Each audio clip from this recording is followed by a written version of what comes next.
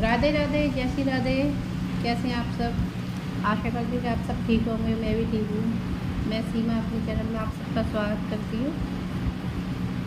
मैंने कल आपको एक वीडियो डाला था जिसमें कि मैंने बताया था आपको कि मेरा मोनेटाइजेशन नहीं हुआ है। मैंने अपना जो चैनल के लिए मोनेटाइजेशन के लिए अप्लाई किया था और वो नहीं हुआ। क्यों नहीं हुआ वो मैं आपको बताऊँगी कि मुझे बुरा तो बहुत लग रहा है कि मेरे पूरा कंप्लीट टाइम वगैरह सब हो गया था और फिर भी मेरा मोनेटाइजेशन नहीं हुआ। क्या हुआ था बीच में कि मैंने नवदुर्गा तक तो अपनी वीडियो डाली थी। उसके बाद बीच में से अचानक से मैंने, जब मुझे टाइम नहीं मिला तो मैंने थोड़ी थोड़ी प्रदीप मिश्रा जी की वीडियो डाली थी, लेकिन वो क्योंकि वो सभी डालते थे और मैंने क्या गलती की उसमें वीडियो से, मतलब वीडियो भी चली और वो अच्छा उस पर रिस्पॉन्स आया, लेकिन गलती कहाँ करी मैंने जैसे कि मेरे पे ये कंटेंट का वो आया है मैसेज, इसकी वजह से आपका भी मोनेटाइजेशन रद्द किया गया है, रिजेक्ट किया। तो उसके लिए मेरी ये गलती हुई थी। जो मेरा जो थंबनेल था वो प्रदीप मिश्रा जी की फ़ोटो और एक ही कथा का, एक ही तरह का मैंने लगा दिया था, जो कि मुझसे गलती हुई है। और मैं अब दोबारा से अब वीडियो बनाऊँगी तो उसके लिए ये है कि मुझे 1 महीने का मुझे फिर से टाइम दिया गया। 1 महीने तक मुझे अपनी वीडियो बनानी है और वीडियो बनाने के अलावा जो पहले जो वीडियो है वो सारी डिलीट करनी पड़ेगी। तो उसकी वजह से मेरा व्यूअर्स और जो टाइम वॉच आवर है वो सारा चला जाएगा। तो मुझे फिर से ही उतनी मेहनत करनी पड़ेगी। अब देखिए 1 महीने में मेरा वॉच टाइम बढ़ता है कि नहीं बढ़ता, कि 4000 घंटे 3000 घंटे होते कि नहीं होते तो पता ही नहीं है। घंटे में अगर नहीं हुए तो फिर मुझे आगे के 3 महीने के लिए और मोनेटाइजेशन के लिए चला जाएगा, मेरा पीछे चला जाएगा। तो मैं वीडियो जो बना रही हूँ तो आपसे ज़्यादा से ज़्यादा रिक्वेस्ट है कि आप देख लीजिए, जिससे कि मेरा टाइम पूरा हो जाए और मेरा मोनेटाइजेशन, क्योंकि मैंने कहीं कुछ गलती नहीं की। जितना हुआ है मैं आपको जानकारी देने की कोशिश की हूँ, चाहे वो शिव पुराण की कथा हो, चाहे वो जैसे भी हो। और मैं अभी जो मेरे जितनी मुझ पर जानकारियाँ हैं पूजा पाठ की, वो अभी मैं यहाँ वीडियो नहीं बना पा रही हूँ ज़्यादा से ज़्यादा। और मैंने कहा था मैं आपको कुछ मंत्र वगैरह है, पूजा पाठ है, जैसे कि कल की बताऊँगी आपको। कल बुद्ध अष्टमी है, बुद्ध की अष्टमी है और ये बुद्ध अष्टमी को जो व्रत किया जाता है, तो बुद्ध अष्टमी को जो व्रत किया जाता है वह बुद्ध भगवान के लिए नहीं, जो बुद्ध ग्रह देवता हैं उनके निमित्त किया जाता है। और जो बुधवार गणेश जी का ही बार होता है, तो इसमें क्या करना है आपको, जैसे कि एक व्रत होता है बुद्धाष्टमी का, तो ये व्रत यमराज के निमित्त किया जाता है। और इनको कोई लड़की लड़के या फिर बहू या घर की वो कर सकती हैं, कोई भी प्राणी कर सकता है। और इस व्रत की शुरुआत जैसे कि पौष माह में अगर कोई भी अष्टमी जो कि बुधवार की पड़ रही हो तो उससे आप उठा लीजिए, और नहीं हो तो जी अभी आप कर सकते हैं। कल की अभी जो पहली अष्टमी निकली थी बुधवार की, वो भी बुधवार की अष्टमी थी। और जो अब जो अष्टमी आ रही है कल की, वो भी आज मंगलवार है, तो मैं ये वीडियो आज बना रही हूँ और मैं कल बुद्ध अष्टमी की आपको जानकारी दे रही हूँ। कल की जो बुधवार की अष्टमी है, ये अष्टमी कल माता की भी है। और जैसे कि कोई महीने माता की अष्टमी करता है, तो वो वाली व्रत की अष्टमी भी है।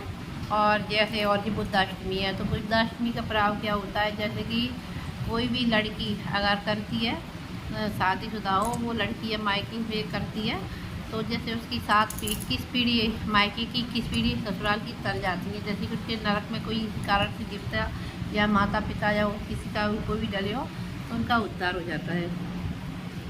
तो इसकी ये है कहानी। जैसे कि इसका करने का नियम ये है बुद्धाष्टमी का, कि आप 8 आम के पत्ते लो, एक थाली में आम के पत्ते उछालो, 8 आम के पत्ते लो और हरे कपड़े पहन कर और चावल 8 मुट्ठी चावल थाली में निकाल के 8 आम के पत्तों पर रखो। और 8 रखने के बाद आप एक पटा आसन, मतलब आसन जो पटा होता है उसमें आप हरा कपड़ा बिछा लो। और अगर बुद्ध ग्रह देवता की जो ग्रहों में बुद्ध हैं तो उनके चंद्रमा के जो पुत्र, तो उनकी आप मूर्ति हो तो मूर्ति रख लीजिए, नहीं तो तस्वीर हो तो तस्वीर रख लीजिए, नहीं हो तो उनके निमित्त मूंग की दाल, 1 मुट्ठी मूंग की दाल रख लीजिए बुद्ध ग्रह के प्रतीक करके। और उस पर हरा कपड़ा बिछा के मूंग की दाल रख के 1 मुट्ठी दाल रख के आप पूजा करिए। तो क्या है इसमें एक मंत्र है और कुछ नहीं करना। 108 बार भगवान बुद्ध का अर्चन करना है। 1 मुट्ठी ऐसे जो आपने 8 मुट्ठी चावल निकाली थाली में, उसमें कुछ सिक्के डाल दीजिए दक्षिणा के रूप में। तो ऐसे 108 बार ओम श्रीम बुद्धाय स्वाहा, ओम श्रीम बुद्धाय स्वाहा, ओम श्रीम बुद्धाय स्वाहा, इस मंत्र से आप भगवान का बुद्ध का 108 बार अर्चन कीजिए। और फिर जब वो हो जाए उसके बाद एक कहानी है बुद्ध कौशिक की, तो वो कहानी को कीजिए। जैसे एक दो बुद्धनी वाली कहानी है, एक बुद्ध ग्रह की है और एक वो है। जैसे बुद्ध कौशिक थे तो एक दो भाई बहन थे, भाई बहन का नाम विद्या था। तो वो कहानी में अभी आपको सुना दूँ, पहले पूजा विधि कर दूँ पूरी। तो आप ऐसा करना, मेरी आवाज़ आपको कम आ रही होगी क्योंकि कमरे में बच्चा सो रहा है, तो कूलर भी चल रहा होगा। अभी मैंने माइक वगैरह का भी नहीं लिया है, इसलिए मेरे मोबाइल हाथ में लेके ही वीडियो बनानी पड़ रही है पास से। तो आप ऐसा करना, 108 बार चावलों से अर्चन कीजिए। उसके बाद जब पूजा हो जाए, घीचा दिया जला के एक लोटे में आम के पत्ते रख लेना, डाल के पूजा करें। और उसके बाद अपन जब पूजा हो जाए तो उसके चावलों को फिर दोबारा से जो आपने 8 मुट्ठी चावल निकाले थाली में उसमें रख दीजिए। और उनमें रखने के बाद वो चावलों को उसमें से फिर से 3 मुट्ठी चावलों को अलग कर दीजिए, जो कि आपके व्रत के लिए आप पूरे दिन कुछ नहीं खाएंगे, तो फलाहार ले सकते हैं, नमक नहीं खाया जाएगा इसमें। और 3 मुट्ठी चावल निकालोगे उनको आप शाम के समय सूर्यास्त के बाद खीर या चावल कैसे भी बना के दूध में डाल के, या मतलब सारा चावल मीठे बना के खा सकती है।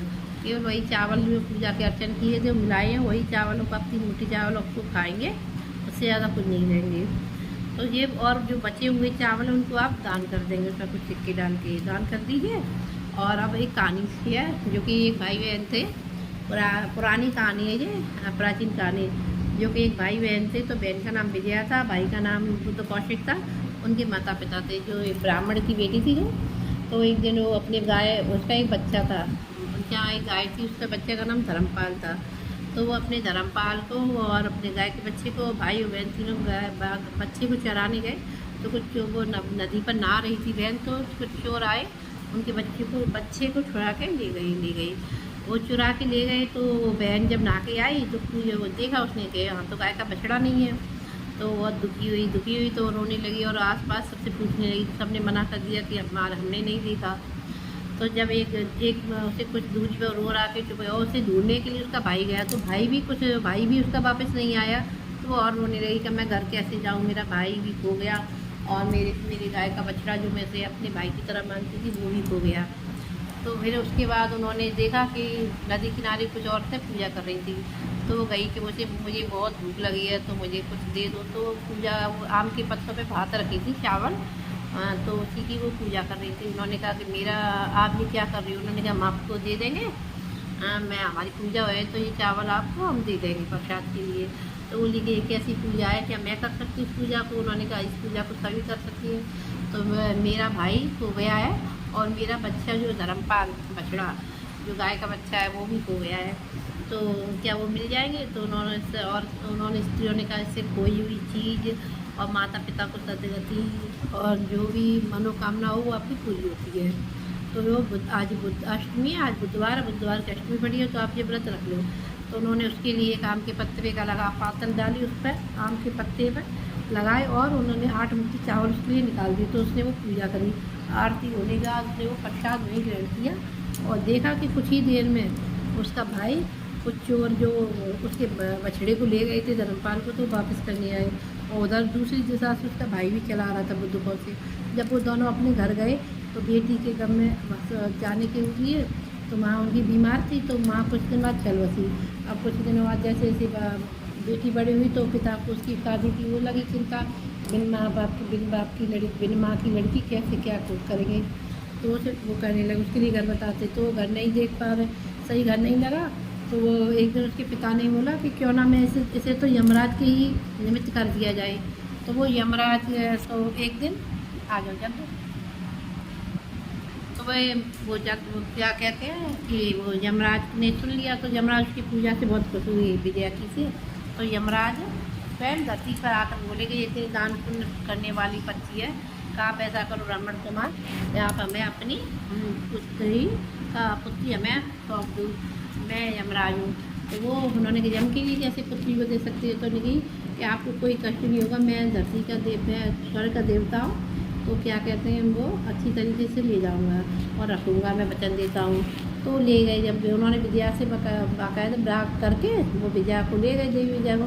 तो चलते समय उन्होंने कहा, जब वो अपने वहाँ पहुँचे तो लोक में पहुँचे यमपुरी में, तो वहाँ उन्होंने जाके कहा कि कि आप मेरी धर्मपत्नी हो, मुझसे कोई वरदान मांग लो। तो उन्होंने कहा कि ठीक है। तो उन्होंने 2 वरदान, उन्होंने कहा मुझे 2 वरदान दो। तो उन्होंने कहा ठीक है, आप मेरी धर्मपत्नी, मैं आपको 2 वरदान देता हूँ। तो उन्होंने एक वरदान में मांगा कि जो मेरी माँ है वो मुझे बता दीजिए वो कहाँ है। तो देखा तो उनकी माँ नरक में पड़ी हुई थी किसी कारणवश से, अपने पाप पुण्य की वजह से। तो उन्होंने कहा मेरी माँ को आप भगवान विष्णु के चरणों में पहुँचा दीजिए। तो धर्मराज ने ठीक है।